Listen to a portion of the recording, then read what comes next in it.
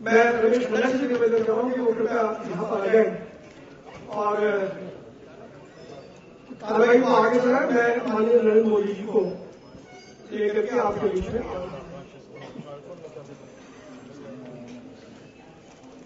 मेरी प्रार्थना है कि आप सभी कृपया साथ ग्रहण करें, क्योंकि नरेंद्र भाई मोदी जी का कार्यक्रम बहुत समयबद्ध रहता है। वो चंद क्षणों में हमारे बीच में आने वाले हैं, आने वाले नहीं आ ही गए हैं। आप सभी लोग खड़े होकर एक बार जोरदार तालियों से नरेंद्र भाई का स्वागत करें, जोरदार तालियों से। भारत माता की, भारत माता की, भारत माता की। मैं प्रार्थना करता हूँ पुलिस से कृपया आ जाए।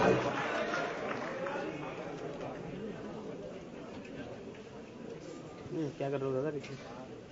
कौन है यार?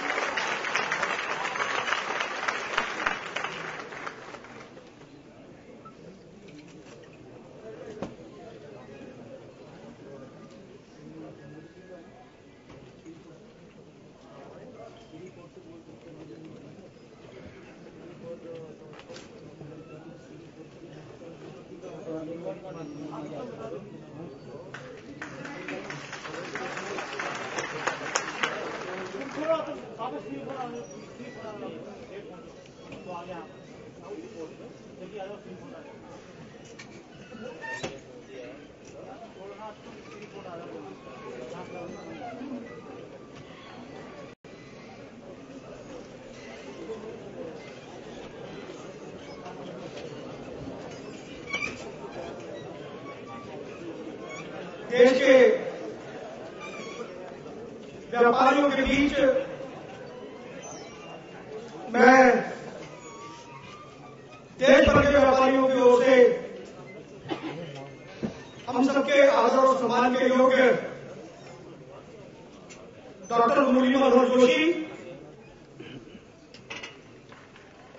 और जिन पर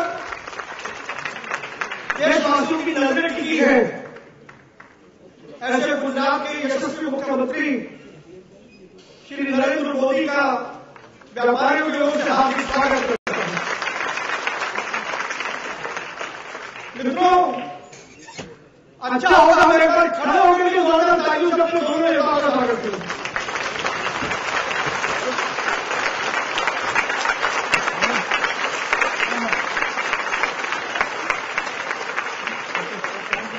मैं आदरणीय डॉक्टर जोशी से और श्री नरेंद्र भाई से निवेदन करूंगा कि व्यापारियों के शुभंकर आदरणीय भामाशाह के पोर्ट्रेट पर माला पहनाकर वो व्यापारियों के सम्मान को पुनर्जीवित करें। आदरणीय नरेंद्र मोदी जी, डॉक्टर मुरली मनोहर जोशी।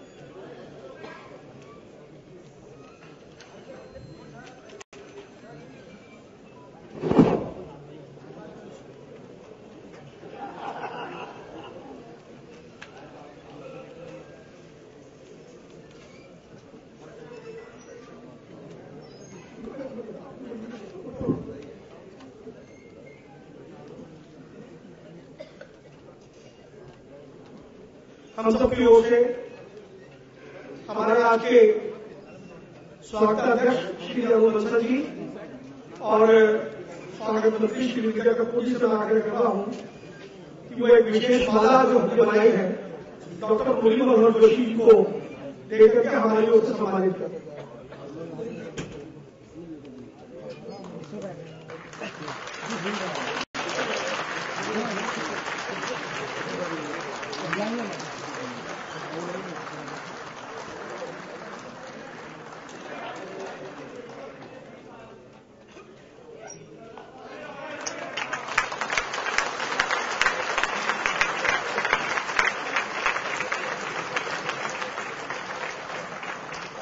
और एक बार पुनः अरुण बंसल जी और विजय कपूर जी से मेरा निवेदन और हमारे पैट्रन श्री सुरभि सूरी से मेरा निवेदन कि वो हमारी ओर से आदरणीय डॉक्टर श्री नरेंद्र भाई का इसी प्रकार की एक माला देकर देश भर के व्यापारियों से हमारा सम्मान है।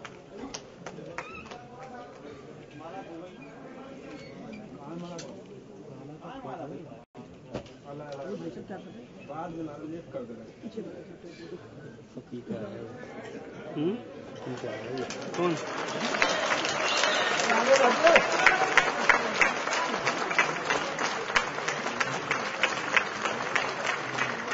वो तो जो रहे हैं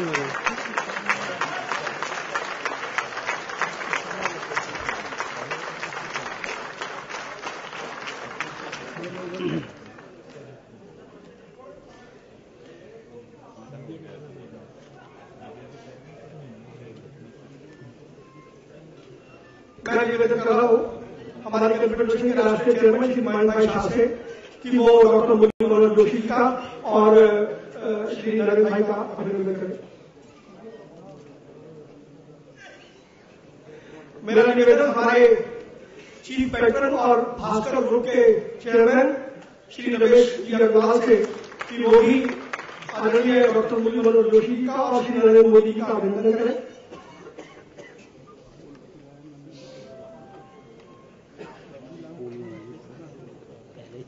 मेरा निवेदन हमारे राष्ट्रीय अध्यक्ष श्री वी भरतिया जी से और उनकी वो भी मेरे भाई का और डॉक्टर मुरली मनोहर जोशी का अभिनंदन करें।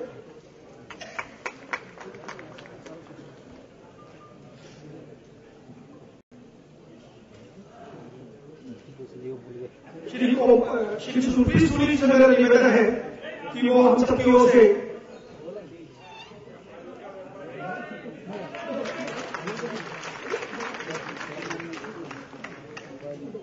श्री सुरभि सूरी से मेरा निवेदन कि वो डॉक्टर मुरली मनोहर जोशी जी का और श्री नरेंद्र मोदी जी का अभिनंदन करें।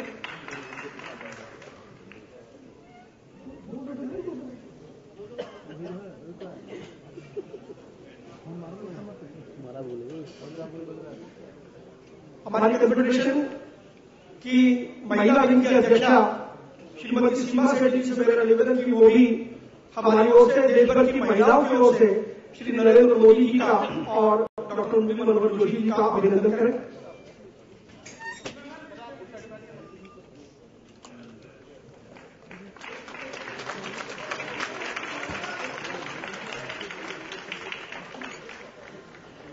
दिल्ली प्रदेश के चेयरमैन श्री नरेंद्र मदान जी और प्रदेश अध्यक्ष श्री रमेश खन्ना जी और प्रदेश महामंत्री श्री विजय पाल जी, मैं तीनों से निवेदन कर रहा हूं कि वो हमारे दोनों अतिथियों का अभिनंदन करें।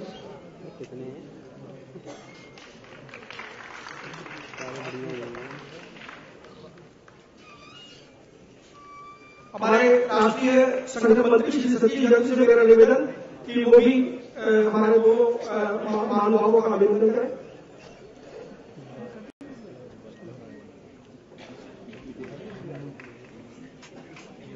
श्री ओम प्रकाश गोयल जी, श्री सुरेंद्र गुप्ता जी, श्री सुरेश भूषण जैन जी से मेरा निवेदन कि वो देश भर के व्यापारियों की ओर से हमारे दोनों अतिथियों का अभिनंदन करें। श्री सत्येंद्र जैन।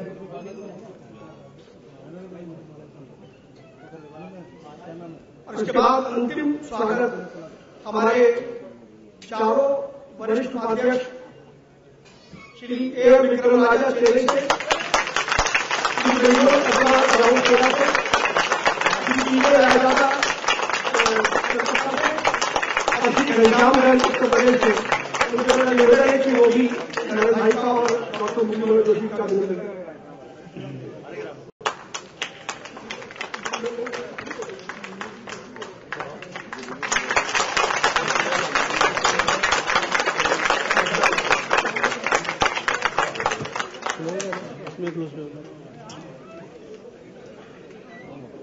सुना अधिवेशन के साथ पूरा नहीं। और अब देश भर के व्यापारियों की ओर से मैं स्वयं मेरे विरुद्ध कह रहे हैं कि मैं स्वयं नरेंद्र मोदी जी का और डॉक्टर जोशी जी का अभिनंदन करूँ।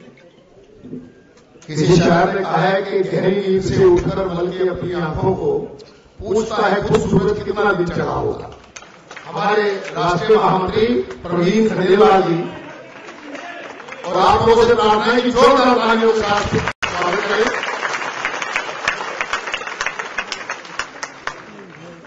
माला कैसे फेंक रहा दिख रहा है? हमारे बहुत ही प्रमुख और गणमान्य साथीगण उपस्थित हैं, लेकिन कुछ बाध्यता है, वो भी स्वागत करना चाहते थे।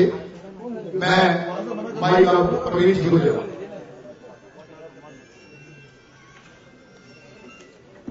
मैं निवेदन करूंगा श्री अरुण बंसल जी, श्री विजय कपूर जी और श्री सुनील सूरी जी से कि जो हमारी ओर से स्मृति के रूप में भेंट श्री नरेंद्र मोदी जी को दें और डॉक्टर मुरली मनोहर जोशी जी को दें।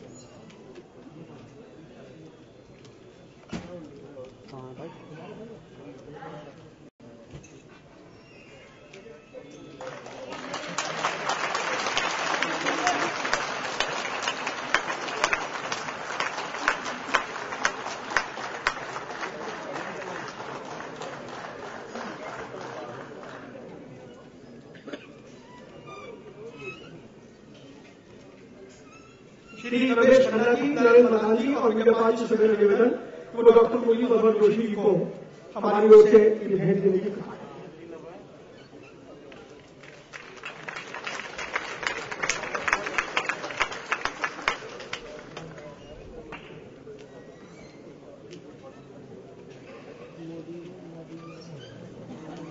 देखो, ये हम सबके लिए बड़े सौभाग्य की बात है कि आज देश के दो शीर्षस्थ नेता देश के व्यापारियों का सुख दर्द समझने के लिए हमारे बीच में आए हैं। मैं व्यापारियों की ओर से उनका हार्दिक स्वागत भी करता हूं, अभिनंदन भी करता हूं, धन्यवाद भी करता हूं। इससे पूर्व कि मैं उनको यहां आमंत्रित करूं, मैं उनके साथ में कुछ बातें लाना चाहता हूं। 65 वर्षों में देश के 6 करोड़ से अधिक व्यापारी जो 25 करोड़ से अधिक लोगों को रोजगार देते हैं, 20 लाख करोड़ रुपए से अधिक का व्यापार करते हैं, देश की जीडीपी में 15% का योगदान है और जिनकी वार्षिक ग्रोथ रेट 15% है, किसी भी सरकार ने व्यापारियों को अपनी प्राथमिकता पर नहीं रखा। आज उद्योग की बात करें तो उद्योग के लिए एक पॉलिसी है, उसके लिए एक मंत्रालय है। मजदूर की बात करें तो उनके लिए पॉलिसी है, उनके लिए मंत्रालय है। लघु उद्योग की बात करें तो उनके लिए पॉलिसी है, उनके लिए मंत्रालय है। किसान की बात करें तो उनके लिए पॉलिसी है, उनके लिए मंत्रालय है। लेकिन 6 करोड़ व्यापारियों के लिए ना कोई पॉलिसी है, ना कोई मंत्रालय है। और जितना बड़ा योगदान देश का व्यापारी देता है, उसके बदले में व्यापारी को 65 साल के अंदर क्या मिला? व्यापारी को मिला 2 दर्जन से अधिक टैक्स और अन्य प्रकार के कानून। व्यापारी को मिला दर भ्रष्टाचार और करोड़ों के जाल से जकड़ा हुआ व्यापारी। 65 सालों में हमने जब भी देश पर कभी कोई विपदा आई, कोई आपदा आई, तो देश का व्यापारी हमेशा आगे से आगे बढ़कर के उसने अपना सहयोग दिया है। और हमारा ये मानना है कि सरकार को यह तय करना चाहिए कि उन लोगों का ध्यान रखा जाएगा जो पॉलिसी से धन कमाते हैं, या उन लोगों का ध्यान रखा जाएगा जो पुरुषार्थ से धन कमाते हैं। हमारे देश में एक बड़ा वर्ग है जो सरकार की नीतियों को प्रभावित करता है और नीतियां प्रभावित करके उनसे धन कमाता है। और एक देश का व्यापारी वर्ग है, मजदूर वर्ग है, किसान वर्ग है जो पुरुषार्थ करता है और पुरुषार्थ करके से कमाता है। और इसके अलावा ये भी हमें ध्यान करना होगा कि हमें टैक्स की कंप्लायंस ज्यादा महत्वपूर्ण है या व्यापारियों का व्यापार बढ़ता है, देश की अर्थव्यवस्था को उसमें लाभ मिले, वो नहीं। ये बड़े सवाल हैं जो हम देश भर के व्यापारियों के दिमाग को और हमारी नेशनल गवर्निंग काउंसिल ने इस पर काफी विचार विमर्श करके एक 10 सूत्रीय नेशनल चार्टर बनाया है। मैं उस चार्टर के 10 सूत्र पढ़ देता हूं और मैं आदरणीय नरेंद्र भाई से और डॉक्टर मनोहर जोशी से निवेदन करूंगा कि उस चार्टर पर जरूर वो अपनी राय व्यक्त करें। हमारा मानना है कि देश के व्यापारियों के लिए एक नेशनल ट्रेड पॉलिसी बनाई जाए और उनके लिए पृथक रूप से एक मिनिस्ट्री ऑफ इंटरनेशनल ट्रेड का गठन केंद्र में और प्रत्येक राज्य में एक ट्रेड बोर्ड बनाया जाए जो डोमेस्टिक ट्रेड को रेगुलेट करे। मुझे ध्यान है डॉक्टर मुरली मनोहर जोशी की अध्यक्षता में बनी parliamentary standing committee of commerce ने रिटेल रेगुलेटरी अथॉरिटी बनाने की सिफारिश की। तो मैं अपने दोनों नेताओं का ध्यान उस ओर दिलाना चाहता हूं। आज अभी कुछ दिन पहले रिजर्व बैंक के गवर्नर रघुराम राजन ने जो कमेटी बनाई थी, डॉक्टर नचिकेत मोहन कमेटी, उस नचिकेत मोहन कमेटी ने एक रिपोर्ट दी और उसमें यह कहा कि देश के 90% छोटे व्यापारी और लो इनकम ग्रुप बैंक की सुविधाओं से महरूम है और रूरल और अर्बन एरियाज में 7% से अधिक छोटे व्यापारी या लो इनकम ग्रुप का कोई बैंक अकाउंट से लेना देना नहीं है, उनका कोई फंक्शन बैंक अकाउंट नहीं है। हम ये चाहते हैं कि छोटे व्यापारियों को वित्तीय सहायता देने के लिए पृथक रूप से एक फाइनेंशियल मैकेनिज्म बनाया जाना चाहिए जिसमें काफी तकलीफ न हो और कोई व्यापारी चाहे तो उसे आसानी से कर्ज मिल सके। और उसके लिए नॉन बैंकिंग फाइनेंस कंपनीज और कोऑपरेटिव बैंक ऑलरेडी हमारे सेक्टर में काम कर रहे हैं। एक नीति ऐसी बन जाए कि प्राइवेट बैंक अलग हो जाए, एनबीएफसी और कोऑपरेटिव हाउसिंग अलग हो जाए और उनके लिए सेपरेट गाइडलाइन बन जाए तो देश के व्यापारियों को एक बड़ी सुविधा हो जाएगी। हमारा निश्चित यह मानना है और मैं धन्यवाद देना चाहता हूं श्री नरेंद्र मोदी जी को और डॉक्टर मुरली मनोहर जोशी जी को कि रिटेल व्यापार में एफडीआई का जबरदस्त के उन्होंने विरोध किया है। देश का व्यापारी उनका निवेदन है, लेकिन एफडीआई रिटेल के लिए बहुत बड़ी चुनौती जो अभी भारत सरकार ने हमारे सामने रखी है वो ई कॉमर्स में एफडीआई इन रिटेल को अलाउ करने की बात कही थी। और भारत सरकार के केंद्रीय वाणिज्य मंत्रालय ने अभी एक डिस्कशन पेपर इश्यू किया है। तो हम ये चाहते हैं कि पिछले अभी एक स्टडी के अनुसार पिछले वर्ष की अपेक्षा इस साल ई कॉमर्स का व्यापार 62% की वृद्धि हुई। तो ये जो ई कॉमर्स है ये कहीं न कहीं हमारे छोटी मार्केटों को प्रभावित करता है। तो एफडीआई इन रिटेल के साथ साथ FDI in retail e commerce पे भी रोक लगाई जानी चाहिए और उसके साथ साथ छोटे व्यापारियों को किस तरीके से अपग्रेड और मॉडर्नाइज किया जाए उसके लिए पॉलिसी बननी चाहिए। हमारे यह भी मानना है कि जो इस समय का टैक्स स्ट्रक्चर है वो बड़ा कॉम्प्लिकेटेड है। उस टैक्स स्ट्रक्चर को सिंप्लीफाई किया जाए, उसको रैशनलाइज किया जाए और यूनिफॉर्म टैक्सेशन सिस्टम चाहे वो जीएसटी लगे या कोई दूसरा लगे उसको लगाया जाना तुरंत जरूरी है। बैंक के कारण से देश भर के व्यापारियों को बहुत परेशानी होगी। देश में 35% से अधिक वुमन एंटरप्रेन्योर है। उन वुमेन एंटरप्रेन्योर महिला और उद्यमियों को भी सशक्त बनाने के लिए एक अलग से पॉलिसी बनाई जानी जरूरी है। व्यापारियों के ऊपर 30% से अधिक कर एवं अन्य कानून लागू है। एक कानून 1840 का है, एक कानून 1957 का है, एक कानून 1932 का है। ऐसे सभी कानूनों की पुनर्समीक्षा के लिए पुनर्समीक्षा आयोग बनना चाहिए और जो कानून अप्रासंगिक हुए हैं उनको रद्द किया जाना चाहिए और जो बाकी कानून है उनमें समय के अनुसार संशोधन किया जाना चाहिए। और श्री नरेंद्र मोदी की बैठक में मैं ध्यान दिलाना चाहता हूं कि प्रधानमंत्री ने उनकी अध्यक्षता में वायदा कारोबार को रेगुलेट करने के लिए या उस पर विचार करने के लिए एक समिति बनाई थी और मैं धन्यवाद देना चाहता हूं श्री नरेंद्र मोदी जी को, जिन्होंने बहुत मेहनत करके अपनी बहुत विस्तृत सिफारिशें प्रधानमंत्री को दी। लेकिन मुझे साथ में कहते हुए ये भी खेद है कि मेरी जानकारी के अनुसार प्रधानमंत्री ने या देश की सरकार ने नरेंद्र मोदी कमेटी की सिफारिशों पर आज तक ध्यान नहीं दिया। तो मैं डॉक्टर जोशी से और नरेंद्र मोदी जी से निवेदन करूंगा कि नरेंद्र मोदी कमेटी की जो सिफारिशें हैं वायदा बाजार को लेकर के उन पर ध्यान देना चाहिए और उसी एपीएमसी एक्ट को लेकर के जो उसमें एक रिफॉर्म की जरूरत है वो रिफॉर्म भी होने चाहिए। और अंतिम रूप से व्यापारी को टैक्स कलेक्टर में दर्जा दिया चाहिए। हम भी अवैतनिक कर्मचारी हैं भारत सरकार के जो सरकार के लिए राजस्व इकट्ठा करते हैं, तो उसके लिए हमें इंश्योरेंस की सुविधा दी जाए सरकार द्वारा, हमें मेडिकल बेनिफिट दिए जाए, 60 वर्ष की आयु के बाद व्यापारियों को सरकार पेंशन दे और टैक्स जितना भी हम कलेक्ट करें उसका हमें एक इंसेंटिव मिलना चाहिए। तो ये 10 सूत्रीय चार्टर हमने तैयार किया है। मुझे आशा है कि जिस प्रकार का दिल डॉक्टर मुरली मनोहर जोशी का है और नरेंद्र मोदी का है जो व्यापारियों के लिए धड़कता है, तालियां तो आपको तुमसे कोई बात नहीं। तो आज निश्चित रूप से श्री नरेंद्र मोदी जी और डॉक्टर मुरली मनोहर जोशी जी हमें बहुत कुछ देख करके जाने वाले हैं। इस आशा और विश्वास के साथ मैं ये चार्टर उनको देश भर के व्यापारियों की ओर से समर्पित करता हूं।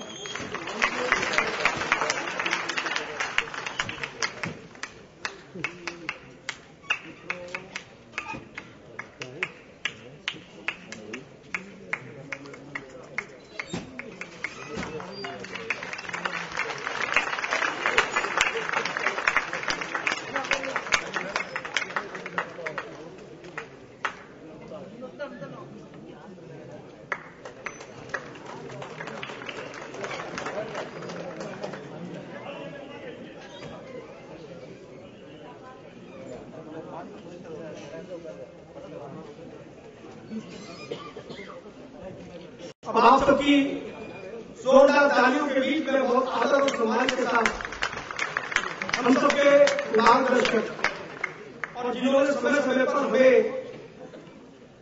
आंदोलनों में रास्ता दिखाया, संसद में बैठकर जिन्होंने हमारे हितों की रक्षा की और जो आज भी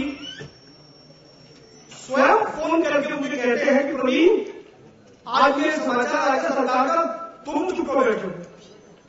ऐसा कोई व्यक्ति दूसरा नहीं है, वो है डॉक्टर मुरली मनोहर जोशी। सम्मान के साथ आमंत्रित करो आपकी जोरदार तालियों के बीच डॉक्टर मुरली मनोहर जोशी एक बार खड़े होकर काम का अभिनंदन करें।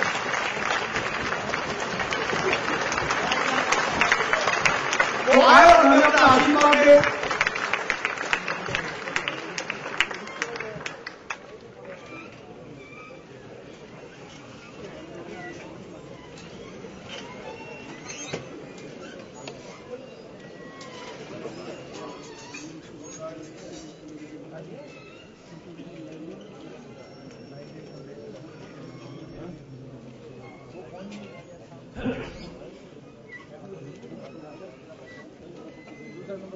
भारत के भावी प्रधानमंत्री श्री नरेंद्र मोदी,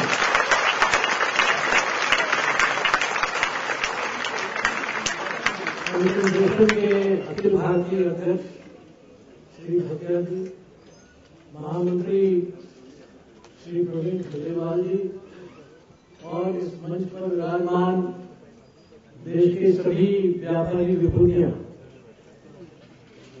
और इस सभागार में उपस्थित देश के भामाशाहों, आप सबको मेरा नमस्कार। अभी जब प्रवीण जी अपना मांग पत्र नरेंद्र भाई को अर्पित कर रहे थे तो उस समय कुछ मित्र कह रहे थे कि ये व्यापारी तो कुछ लेकर ही रहेगा। अब आपने भामाशाह का चित्र लगाया है और आप उसके अनुयायी हैं, तो भामाशाह तो देने वाला था, वो लेने वाला नहीं था।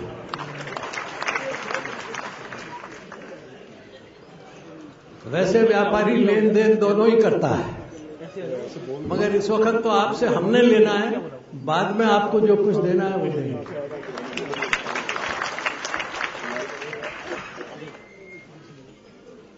प्रवीण जी ने आपका मांग पत्र सामने रखा, उसमें बहुत सी बातें करनी है, मगर एक बात की तरफ कहता हूं कि सोच समझ के उसका उल्लेख करिएगा कि जैसे ही आप अपने को कर संग्रहकर्ता का दर्जा मांगेंगे तो सीएजी आपकी खोपड़ी पर आ जाएगा कि अपने खाते दिखाओ। उससे बहुत लोग परेशान हैं, बड़े बड़े उद्योगपति परेशान हैं। नहीं, वो सीएजी वाला अलग है मामला, अभी आप आए नहीं हो उसके चक्कर में, जो आ गए हैं वो उनसे पूछो।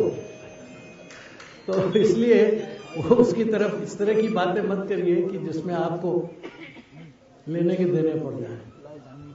लेकिन ये बात सही है कि आप बहुत बड़ी मात्रा में अपने व्यापारिक कार्यकलापों से सरकार के खजाने में धन देते हैं, और वो आप धन देते रहे सुविधापूर्वक, इसकी बात होनी चाहिए।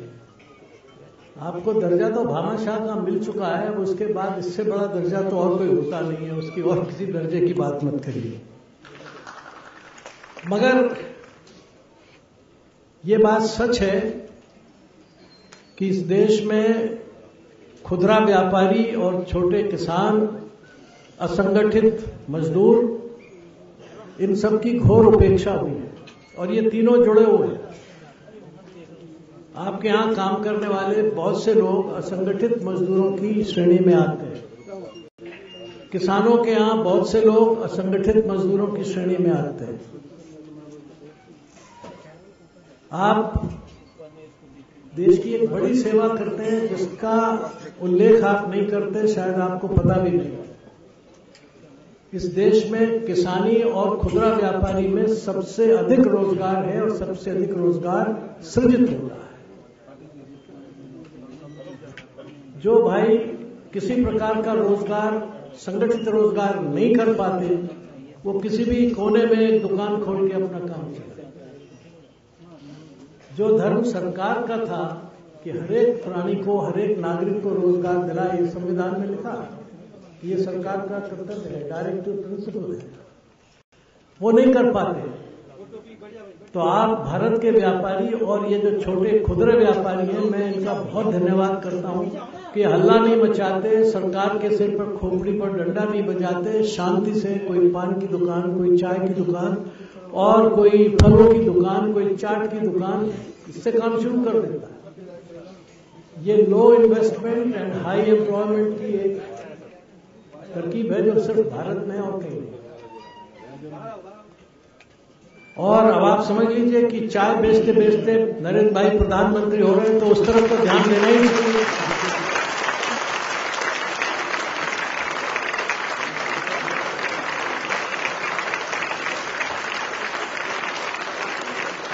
देखिए, उस श्रेणी में केवल अच्छी चाय ही नहीं बल्कि एक अच्छा प्रधानमंत्री भी आपको देश में दे रखा है। तो इसलिए इस तरफ ध्यान देना बहुत जरूरी है। अगर ये खुदरा व्यापार करीब 20-25 हजार करोड़ का, लाख करोड़ का इन्होंने बताया, मेरा ख्याल है आने वाले 7-8 सालों में या उससे भी पहले ये 50-60 लाख करोड़ का व्यापार होगा। अभी भी 15% से 16% तक जीडीपी का इस व्यापार की तरफ से मिलता है। अगर इसी रफ्तार से मिलेगा और व्यापार इतना बड़ा होगा तो आप समझिए कि जीडीपी में कितनी वृद्धि होगी। तो बड़े उद्योग से, बड़ी पूंजी से जितना इस देश के विकास दर में होता है उसकी तुलना में कम पूंजी और अधिक श्रम वाले लोग ये बहुत बड़ा योगदान करते हैं और इसलिए सरकार को इसकी तरफ पूरा ध्यान देना चाहिए। कोई जरूरी नहीं कि पूरा मंत्रालय ही एक साथ बने, लेकिन कम से कम कुछ व्यवस्था ऐसी हो जानी चाहिए कि जो आगे चल के मंत्रालय बन जाए। जरूरी होगा क्योंकि ये बहुत बड़ा क्षेत्र है और इस क्षेत्र पर का विकास करने के लिए इसका आधुनिकीकरण करना भी जरूरी है। मैं उन व्यक्तियों में से नहीं हूं जो इस क्षेत्र में जिस प्रकार की काम धंधे की स्थितियां हैं उससे संतुष्ट हूं। उनको सुधारने की जरूरत है, साफ सफाई की जरूरत है, व्यापार में ठीक ढंग के हिसाब किताब रखे जाएं उसकी जरूरत है, व्यापार में अधिक से अधिक पारदर्शिता हो इसकी जरूरत है। मगर उसके लिए सरकार की ओर से भारी प्रयास करने की जरूरत है। उन व्यापारियों को ई फॉर्म कैसे भरना है इसमें कितनी दिक्कत आती है।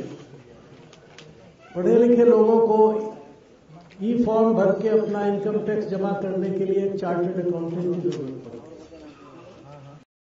है। एक छोटा व्यापारी है, वो पहले तो फॉर्म पढ़े, उसका अनुवाद कराए, क्योंकि फॉर्म सिर्फ अंग्रेजी में है, उसकी स्थानीय भाषा में नहीं।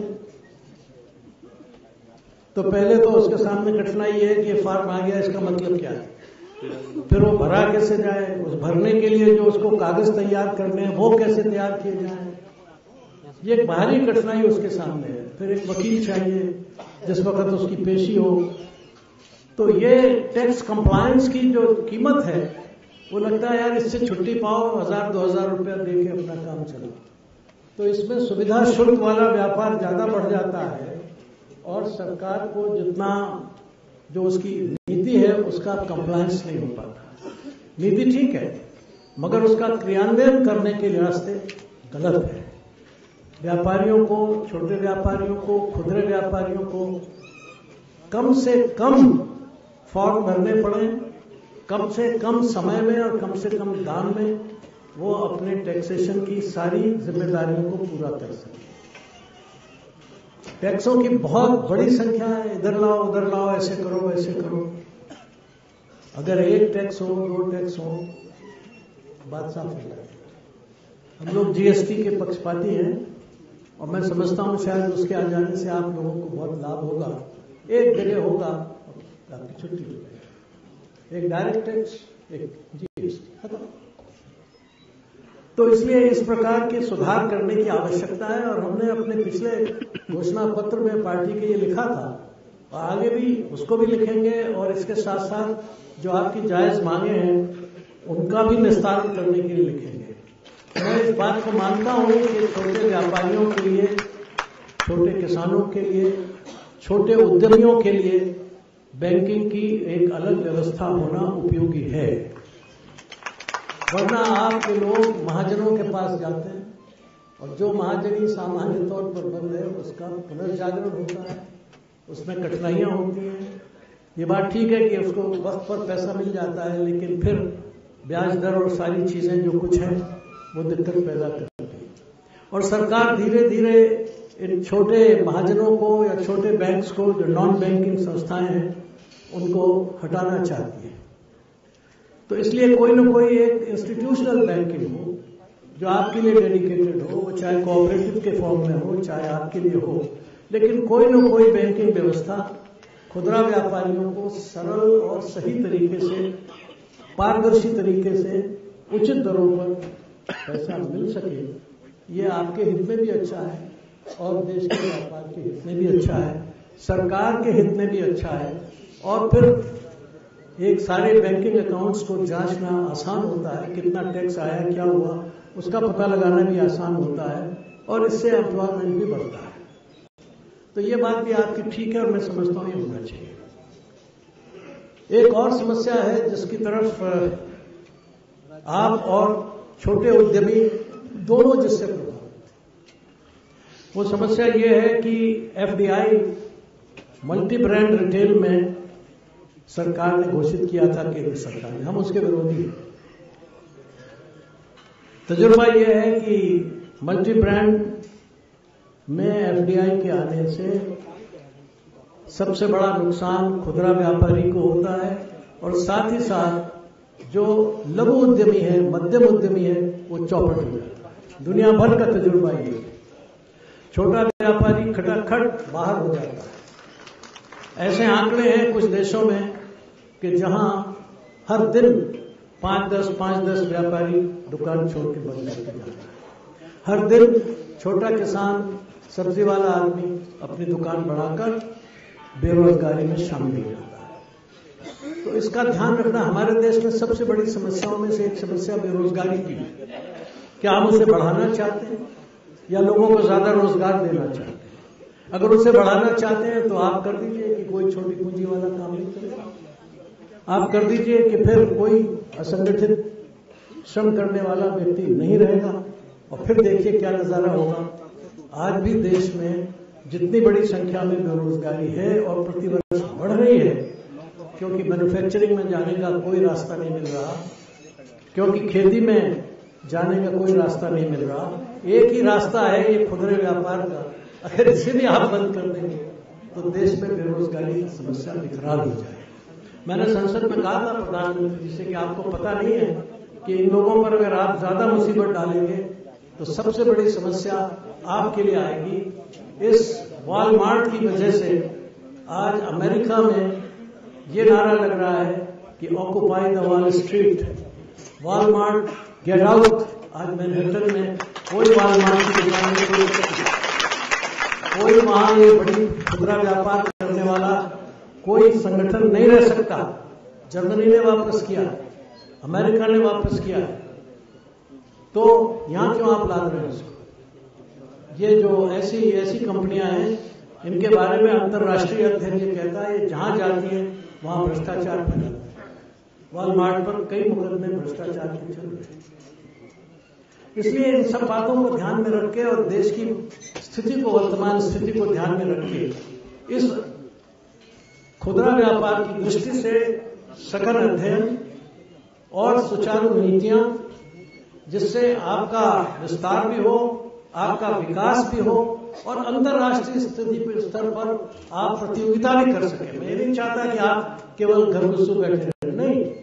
हमारा व्यापारी एक समय सारी दुनिया के अंदर छाया हुआ था। अंग्रेज के आने से पहले इस देश के व्यापारियों ने दुनिया के 24% बाजार पर अपना हिस्सा जमाया था। उस वक्त इंग्लैंड का हिस्सा 2% भी नहीं था। सिर्फ भारत और चीन ये दोनों मिलकर 50% थे और 50% में सारी दुनिया। आज आप 2% भी नहीं, 2% होना चाहते हैं। अंतर्राष्ट्रीय बाजार में आपका केवल 1% या उससे थोड़ा ज्यादा हिस्सा है। क्यों ऐसा है? आप जिन लोगों ने देश का व्यापार विश्व में 24% तक बढ़ाया 1600 सन में, उसके पहले कितना था मुझे मालूम नहीं, ज्यादा ही था। लेकिन सन 1600 में जब ईस्ट इंडिया कंपनी आई तब भारत के व्यापारियों का हिस्सा अंतर्राष्ट्रीय बाजार में 24%। क्या हम ये फैसला नहीं कर सकते सरकार और व्यापारी मिलकर कि जल्दी से जल्दी इस 24% के नंबर पर पहुंचे और उसके बाद इसको और बढ़ा करके एक दिन वो भी लाएं कि दुनिया के बाजार में केवल भारत के व्यापारियों का ही बोलबाला हो, हमारे ब्रांड्स ही दुनिया में चले। हम वहां के ब्रांड्स क्यों बेचें? भारतीय ब्रांड्स दुनिया में क्यों न जाए? हम ग्लोबली कॉम्पिटिटिव क्यों न हो? हमारा व्यापार इतना सुदृढ़ क्यों न हो? सवाल ये है। और इसलिए हमारी नीतियां होनी चाहिए कि जिसमें उत्पादन, मैन्युफैक्चरिंग, ट्रेड, कॉमर्स, एग्रीकल्चर, ये सब इस तरह से संगठित किए जाएं कि इनसे मिलकर देश में अबाध संपत्ति का निर्माण किया जा सके। देश में पिछले आंकड़े बताते हैं कि जिन्हें महाधनपति कहते हैं उनकी संख्या घट रही है। महाधनपतियों की संख्या घट रही है। धनपति होना ठीक है, इसमें कोई दिक्कत की बात नहीं, लेकिन किस कीमत पर? उनके साथ साथ ये जो धन निर्माण करने वाली हमारी मशीन है, फैक्ट्री है व्यापारियों की, छोटे उद्यमियों की, छोटे किसानों की, इसकी स्थिति भी सुधरती जाए। जितनी इनकी स्थिति सुधरेगी उतनी ऊपर की स्थिति जाएगी। जमीन का रस जड़ों से चल के ऊपर तक पहुंचे, पेड़ भी बड़े बने, फल भी अच्छे लगे, जड़ भी मजबूत हो, जमीन भी मजबूत हो, किसान मजबूत हो, व्यापारी मजबूत हो, उद्यमी मजबूत हो, देश मजबूत हो। और मैं ऐसा समझता हूं कि नरेंद्र भाई के नेतृत्व में हम ऐसे देश का निर्माण करेंगे जो दुनिया में अपना व्यापारिक हिस्सा जितना पहले था उतना प्राप्त करेगा। आपके सहयोग से और उनके नेतृत्व में हमें भारत माता को ये दिन दिखाना है कि वो फिर से सुसज्जित और सौम्य आकृति के साथ दुनिया को आर्थिक समृद्धि का आशीर्वाद दे सके। बहुत बहुत धन्यवाद। बहुत बहुत आभार डॉक्टर मुरली मनोहर जोशी जी।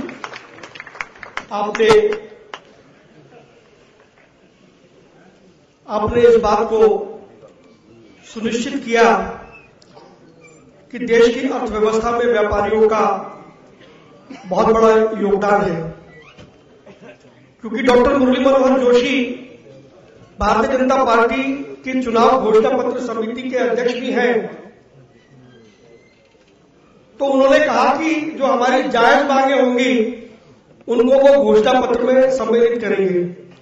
मैं उनका आभार मानता हूं, लेकिन हमारी सारी मांगे जायज है सर। जो आपको नाजायज लगे उसको जायज हम बना देंगे, लेकिन हमारे चार्टर को भाजपा के चुनाव घोषणा पत्र में स्थान मिले, ऐसा हमारा आग्रह है। और मित्रों, इस बिगड़ती अर्थव्यवस्था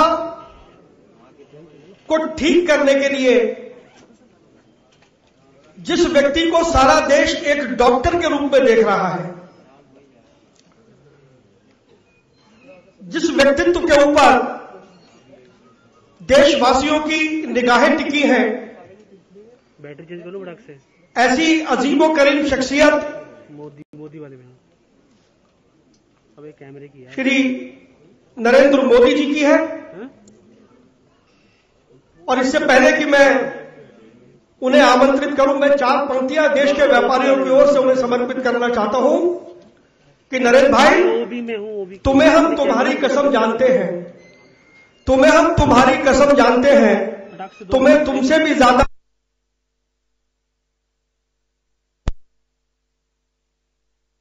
इतनी मोहब्बत न तुम जानते हो न हम जानते हैं, न तुम जानते हो न हम जानते हैं। आपकी जोरदार तालियों के बीच में आमंत्रित कर रहा हूं श्री नरेंद्र मोदी जी को। खड़े हो जाएंगे जोरदार तालियों से, हम उनका अभिनंदन करें। मित्रों, जब तक नरेंद्र भाई डायस पर न पहुंचे, हमारी तालियां ऊंचे हाथों से होनी चाहिए।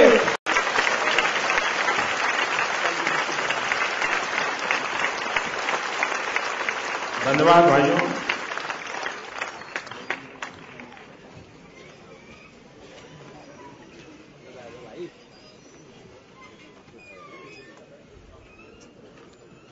परम आदरणीय डॉक्टर मुरली मनोहर जोशी जी,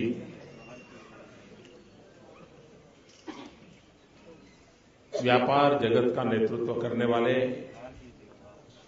देश के सभी गणमान्य व्यापार जगत के प्रतिनिधि, मंच पर विराजमान उनके सभी मार्गदर्शक, संगठक,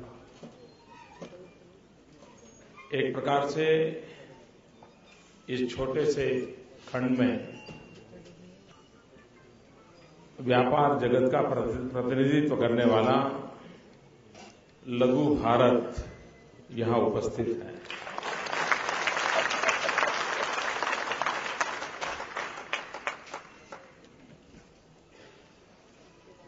चुनाव के समय ये समारोह हो रहा है, इसके कारण इसकी हर बात राजनीतिक तराजू से तोली जाएगी और इसलिए कितना लाभ होगा कितना नहीं होगा कहना कठिन है।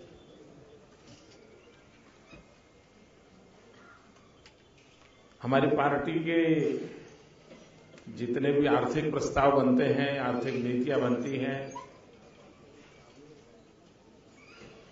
मूलभूत चिंतन जो होता है उसमें डॉक्टर मुरली मनोहर जोशी का बहुत ही अहम भूमिका रहती है।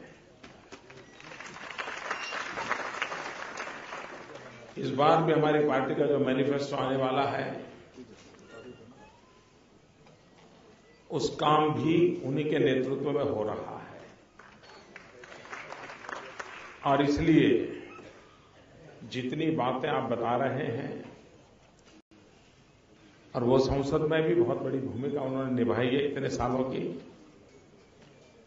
तो जितने विषय आप लोगों ने रखे हैं मुझे विश्वास है कि बहुत ही भली भांति रूप में उन विषयों का भारतीय जनता पार्टी के मैनिफेस्टो में प्रतिबिंबित होंगे और हमारी कठिनाई ये नहीं है कि हम व्यापारियों के लिए क्या करते हैं, क्योंकि हमारी तो छवि है सालों से कि भाई ये पॉलिटिकल पार्टी तो व्यापारियों की पार्टी है। ये छवि ऐसे थोड़ी बनी होगी, कुछ तो आपके लिए सोचते होंगे, कुछ तो आपके लिए करते होंगे, तभी तो बनी होगी।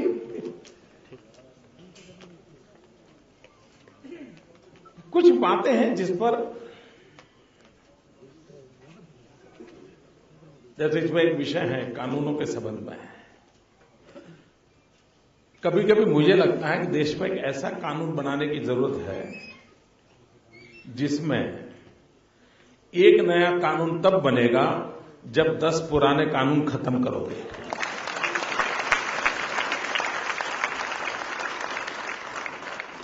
कानूनों का इतना जाल बिछा दिया गया है 60 साल में। आप लोग हमें शक्ति दें ताकि हर सप्ताह एक कानून खत्म करें। कितना बड़ा कानूनों का जाल बन गया है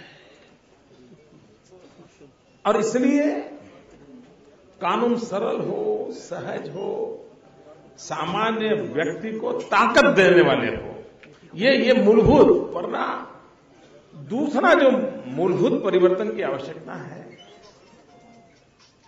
आपके दिमाग में क्यों भर गया है कि आप कुछ और हैं, देश कुछ और है, सरकार कुछ और है। सबसे बड़ी कठिनाई ये दीवारें जो खड़ी हुई हैं उसके कारण है। दीवारें 60 साल के कुछ न कुछ ऐसी बातें हुई जिसके कारण हुआ है। रियलिटी तो यह है कि सरकार हो या व्यापारी हो, किसान हो या मजदूर हो, हम सब देश के लिए काम करते हैं। हम सबने मिलकर के देश का भला कैसे हो, ये मूलभूत बात है। अगर ये हमारी ये स्पिरिट डेवलप हुआ जो देश आजाद होने के बाद होना चाहिए था, तो शायद कोई लेने वाला ना होता, कोई देने वाला ना होता, कोई मांगने वाला ना होता, कोई मांगने के लिए मौके की तलाश में ना होता, ये स्थिति ही नहीं होती।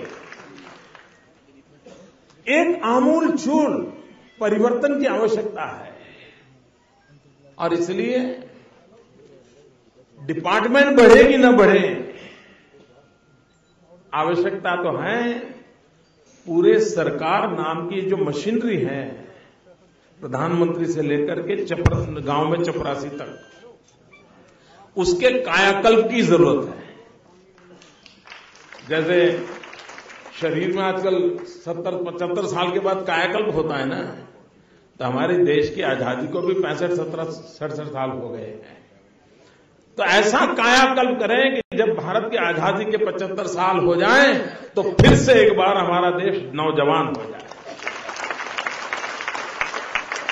और ये कायाकल्प होगा, उसकी सारी आंतरिक व्यवस्थाओं को ऊर्जावान कैसे बनाया जाए, डिपार्टमेंट कितने बने कितने कम हो, ये वो अलग विषय है। और सचमुच में ये तो लगता है कि ये देश दिल्ली में चलाने की फैशन बंद होनी चाहिए।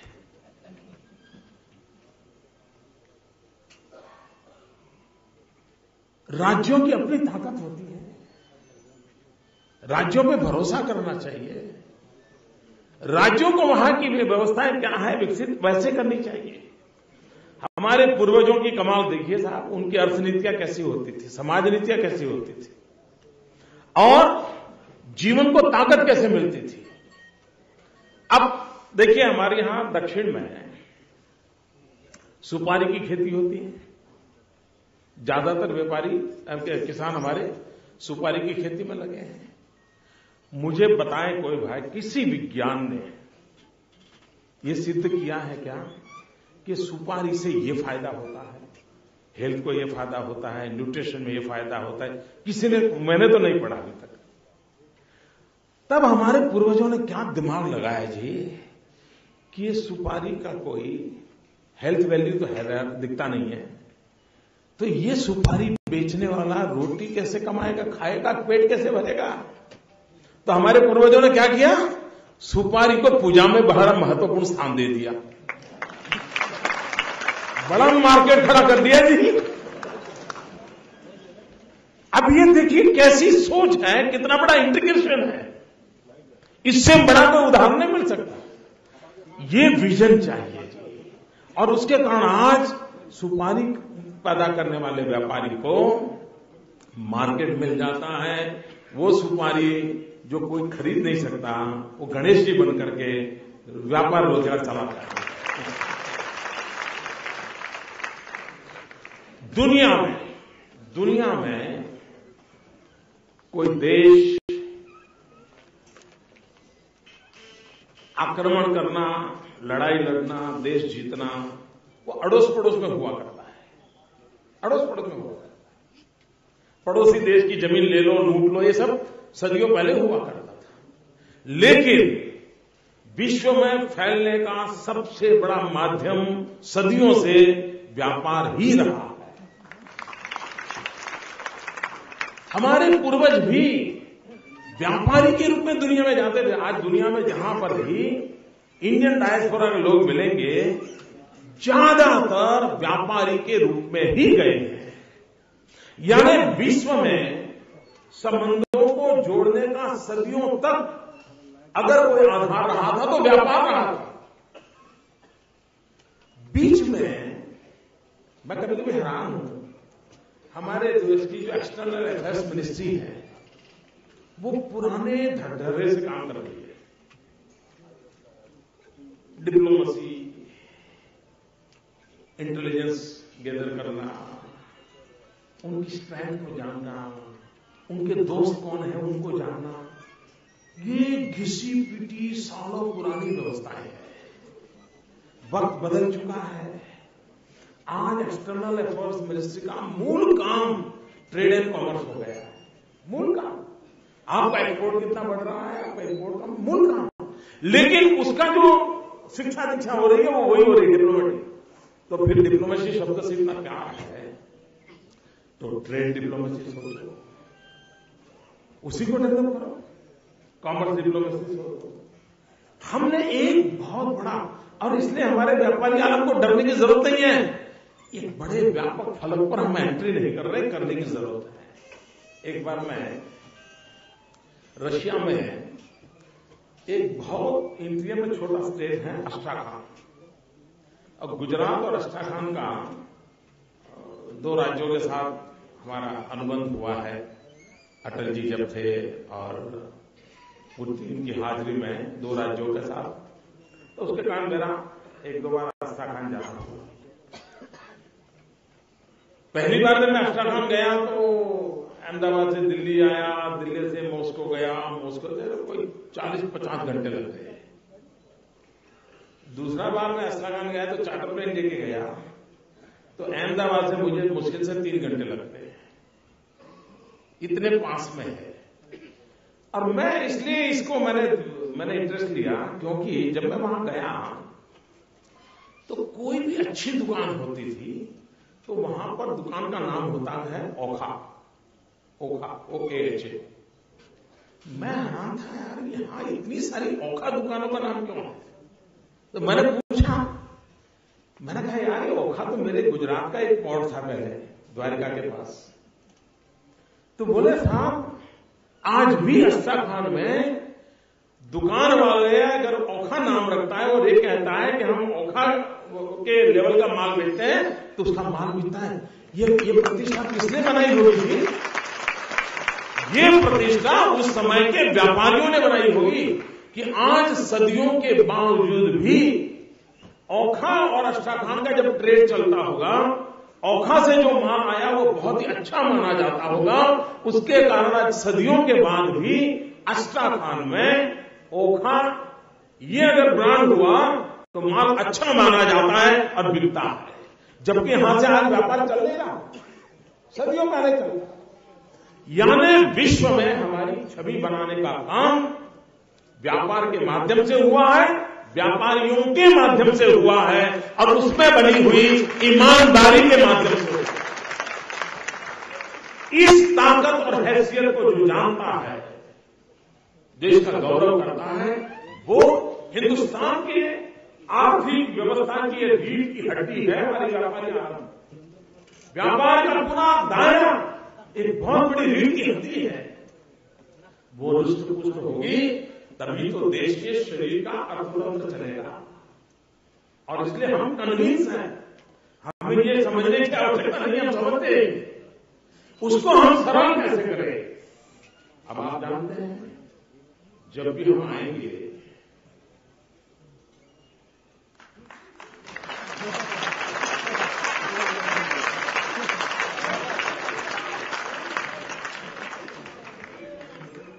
नहीं, मैं कहता हूं जब भी हम आएंगे, पहले 60 दिन बाकी हो,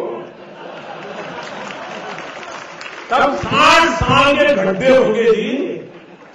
और हमारा पहला काम तो गड्ढे भरने जाने वाला है। और गड्ढे भरते भरते भरते फिर जो गरीब है उसका लाभ शुरू होते होते होते हम आगे बढ़ेंगे। लेकिन हम इस बात में विश्वास करते हैं। दूसरी बात, मैं नहीं जानता हूं पॉलिटिकली मुझे एक बात बोलने से फायदा होगा या नुकसान होगा, लेकिन अगर फायदे वाली बात बोलूं तो नरक में होती नहीं। मैं अपने फायदे के लिए फायदा ही नहीं हुआ, मैं अपने फायदे के लिए जीता हूं। आप चाहे या न चाहे, हमने एक वैश्विक जो चैलेंजेस हैं व्यापार जगत में, उससे डरने की जरूरत नहीं है। इसको हम अपॉर्चुनिटी में कन्वर्ट करें। ये ऑनलाइन योग होगा तो हम बढ़ जाएंगे। अगर क्या बात करते हो, कैसे बढ़ जाओगे? अगर वो 10 कदम आगे जाते तो हम 15 कदम आगे जाए। दुनिया को मालूम नहीं है कि हमारे पास क्या है, और इसलिए डरे बिना इस स्थिति का हम फायदा उठाएं। सरकार से आप ये मांग करिए कि हमारे व्यापारी की इस ग्लोबल चैलेंजेस आई है उसको मिटिगेट करने के लिए हमारी कैपेबिलिटी कैसे बढ़े, ये उसको करिए। और सरकार उस पर ध्यान केंद्रित करे। सरकार ये न कहे ये ऑनलाइन बंद करो, अरे भाई कैसे बंद करोगे, मुझे बताइए। आज किताब खरीदने के लिए कोई इंसान किताब की दुकान में क्यों जाएगा? कोई मुझे बताए। ऑनलाइन सारी किताबें अवेलेबल है, उसको ऑर्डर करना है। अच्छा, उसमें तो कोई मिलावट होनी नहीं है। मैं आप लोगों की बात नहीं कर रहा, पक्का है ये पब्लिशर है, पक्का है ये राइटर है, पक्का है ये 3 प्रकार के एडिशन है, 3D वर्जन उसको अपने कंप्यूटर पे दिखता है, वो ऑर्डर बुक करेगा। आज मुझे बताइए वो खरीदने के लिए जाएगा क्यों जी? अब आप कौन सा कानून है जो इसको रोकेगा? आप कैसे कहोगे नहीं वहां से किताब मत खरीदो, तुम चलो बाजार चलो, कॉर्नर प्लेस पे चलो, भले 200 रुपए टैक्सी का लगे, दुकान में आओ फिर खरीदो। इसका मतलब हुआ कि हम अपने पावरफुल इजी पोर्टल कैसे बनाएं, हम डिलीवरी सिस्टम परफेक्ट कैसे करें, हम ऑनलाइन मार्केटिंग के लिए अच्छी, इसलिए हम इन चीजों से डरे नहीं दोस्तों। हम सब मिलकर के दुनिया में, और हमारे ही तो बच्चे हैं जो दुनिया में इंफॉर्मेशन टेक्नोलॉजी लेके गए जी।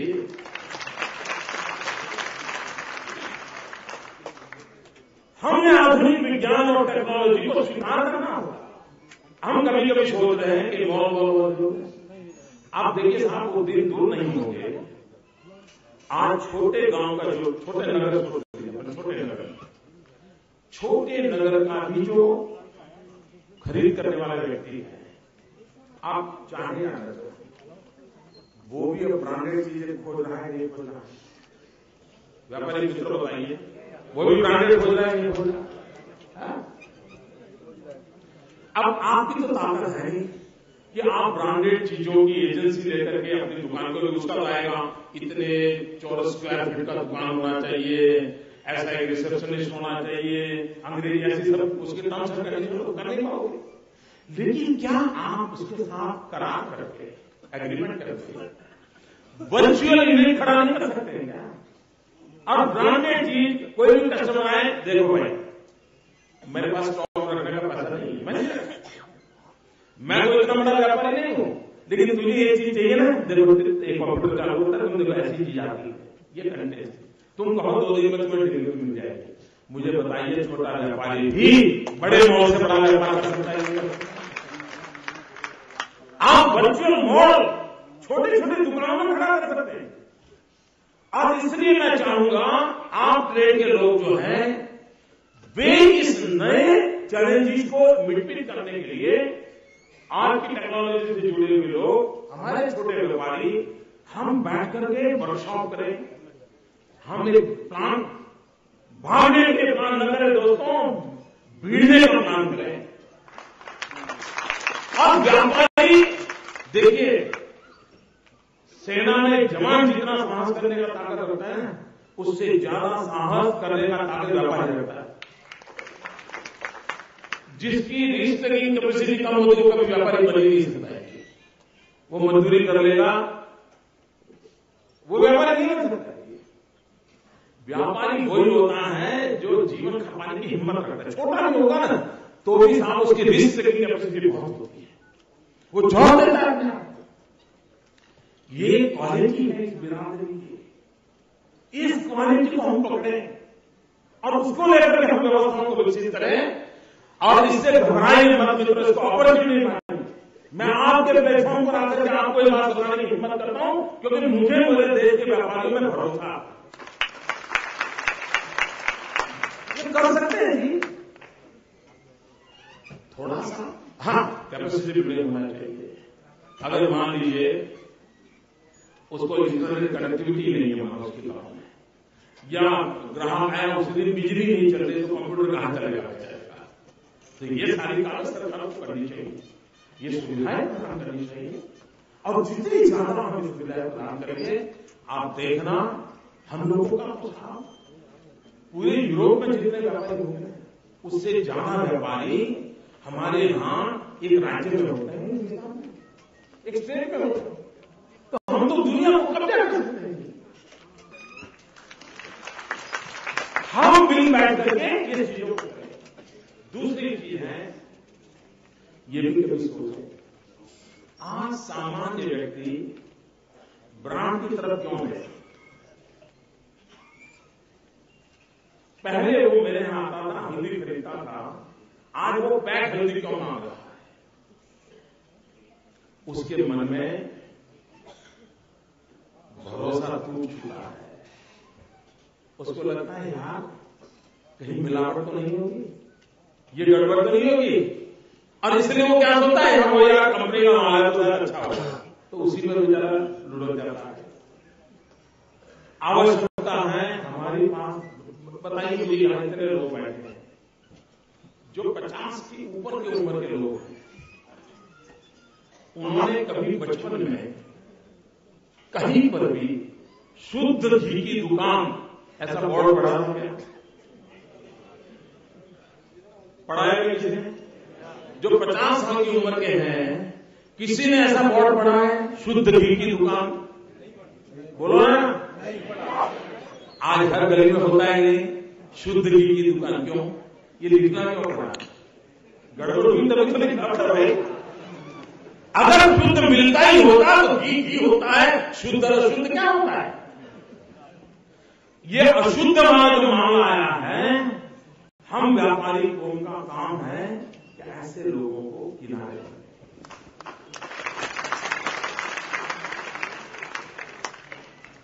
और तब जाकर के देखिए आपके संगठन की ताकत कितनी बढ़ती है। आप पूरा लीड कर सकते हो। और हम वो लोग हैं जो हम चाहते हैं कि आप लोगों की शक्ति बढ़नी चाहिए। दूसरी बात है, आपका व्यापार कैसे चलेगा? छोटा व्यापारी रोजी रोटी कहां से कमाएगा? छोटा व्यापारी रोजी रोटी तब कमाएगा जब सामान्य व्यक्ति की खरीद शक्ति बढ़ेगी। अगर सामान्य नागरिक की खरीद शक्ति नहीं बढ़ती है तो शादी में पहले 2000 रुपये का मान लेता ना, अब 200 का लेगा। खरीद शक्ति उसकी कम हो गई है। और इस काम के लिए ओवरऑल देश की इकोनॉमी को बहुत बड़ी ताकत देने की जरूरत है। तभी सामान्य व्यक्ति की खरीद शक्ति बढ़ेगी। सामान्य व्यक्ति की खरीद शक्ति बढ़ेगी तो व्यापारी के पास सबसे पहला रूप क्या जाने वाला है, और तभी वहां से मैन्युफैक्चरर के पास जाने वाला है। और ये सब होगा तब सरकार की तिजोरी में आने वाला है। सरकार की तिजोरी लास्ट में है। सबसे पहले दरवाजे पर आप खड़े हैं। सबसे पहले दरवाजे पर व्यापारी खड़ा है कि रुपया आया नहीं, खर्च पहली दुकान वही होती, पहली बिल्डिंग की वही होती है। हमने इस लिंक को कैसे जीवंत बनाया है, वो हम जितना जीवंत बनाते हैं उतना उसका लाभ होता है। भाइयों बहनों, मैं सुधार के पक्ष का व्यक्ति हूं। अभी मेरे यहां मुझे आपके व्यापार मंडल के कुछ लोग मिले हैं। साहब, ये हमारा जो बैंक का फॉर्म है इतना लंबा चौड़ा, हम तो थक जाते हैं, ये क्या? अच्छा, हम कोई मुख्यमंत्री बैंक का फॉर्म क्या है वो तो थोड़ा देखता है। हमारे ध्यान में आया, मैंने मेरे अफसरों को बुलाया, मैंने कहा भाई इसको क्यों हम ऐसा करते हैं? तो भाइयों, आपको जानकर आनंद होगा, 7 दिन के भीतर मेरे अफसरों ने वो करीब 7-8 पेज का फॉर्म था, उसको 3 पेज का बना दिया। बना दिया इतना ही नहीं, तो 5-6 दिन हो गए उसको ऑनलाइन में रख दिया और लोगों व्यापारियों को कहा अभी भी इसको कम करना है तो सुझाव दो। व्यापारियों को कहा। इसका मतलब यह हुआ मित्रों कि इन चीजों के माध्यम से हम स्थितियों को सरल कर सकते हैं और व्यापारी को आराम से हम। दूसरी चीज है, हमारे देश में पता नहीं क्यों सालों से सरकार को ऐसा लगता है कि बाकी सब चोर है। इनकम टैक्स वाले को लगता है सारी दुनिया चोर है। देश ऐसा नहीं कर सकता है जी। सरकार हो या समाज हो, व्यापारी हो या व्यवस्था हो, एक दूसरे पर भरोसा होना चाहिए। भरोसे से शुरुआत होनी चाहिए। उसके बाद कुछ कमियां आती हैं तो उस कमियों के लिए कानून आता है। कानून से समाज नहीं चलता है, भरोसे से व्यवस्थाएं चलती है। व्यवस्था टूटती है, वहां कानून एंटर होगा।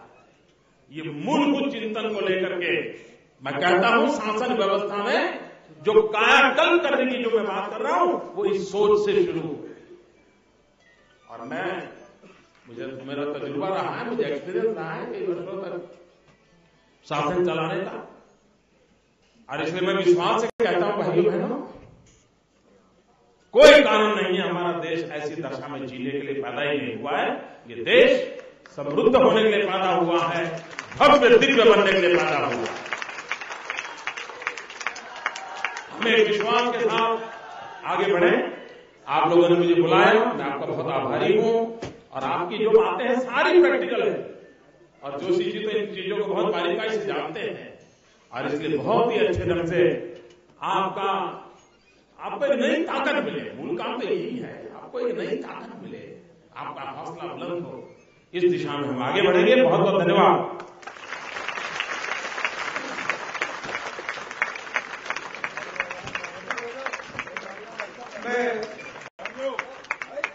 आदरणीय श्री नरेंद्र मोदी जी का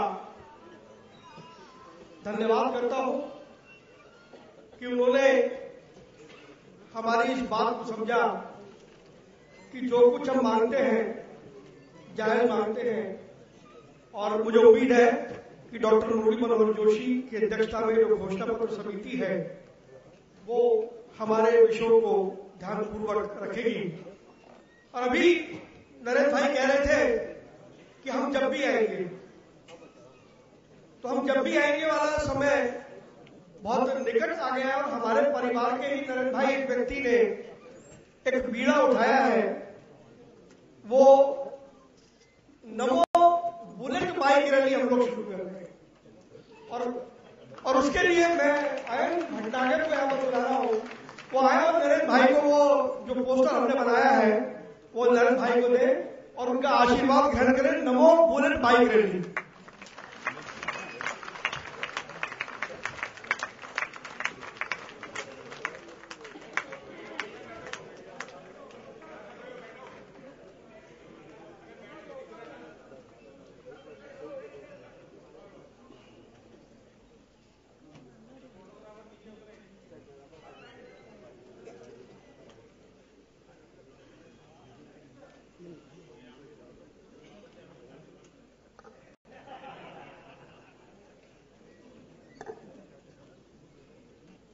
मैं आमंत्रित कर रहा हूं कन्फेडरेशन के राष्ट्रीय अध्यक्ष श्री बीसी भरतिया जी को, वो आए और हम सबकी ओर से धन्यवाद करें। श्री बीसी भरतिया जी।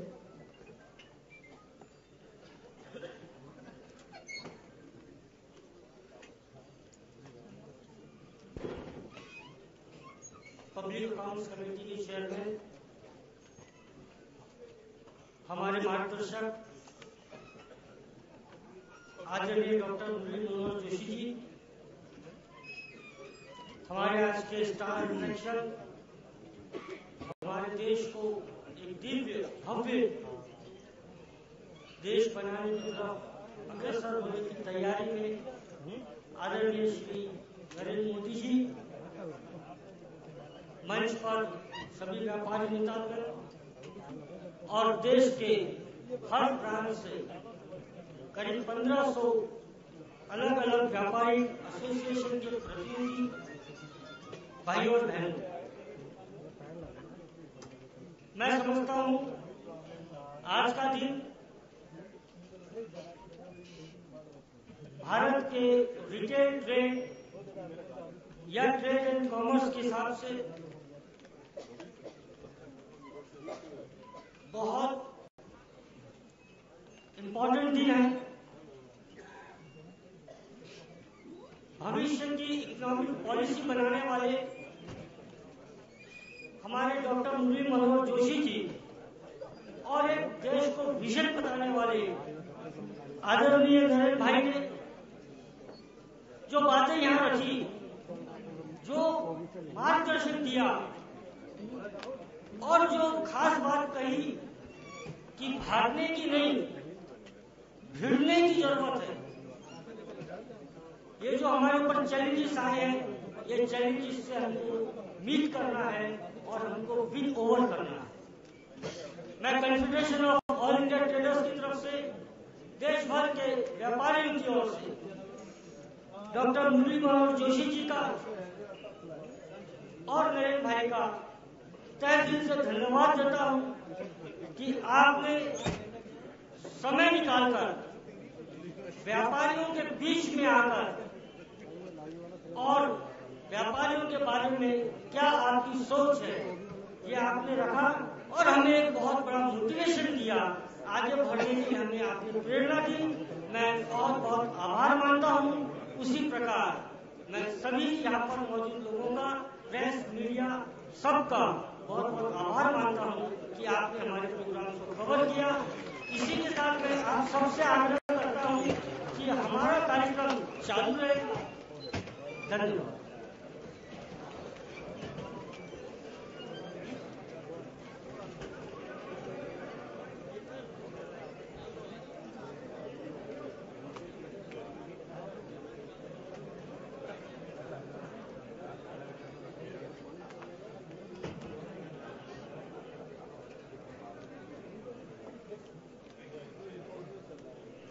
हाथ नीचे रखें।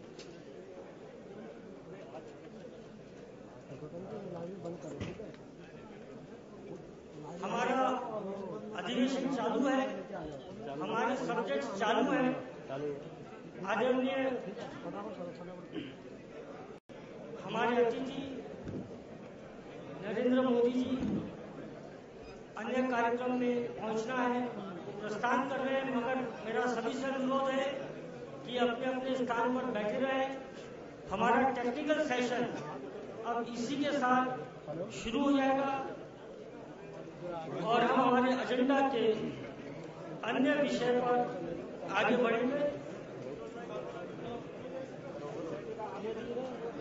मैं ब्रिज मोहन जी अग्रवाल, नरेंद्र मदान जी, रमेश खन्ना जी, इनसे सबसे यही निवेदन करता हूं कि वे मंच पर जाएं।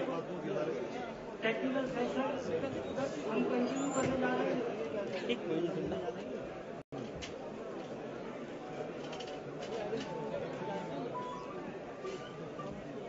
खाली करो।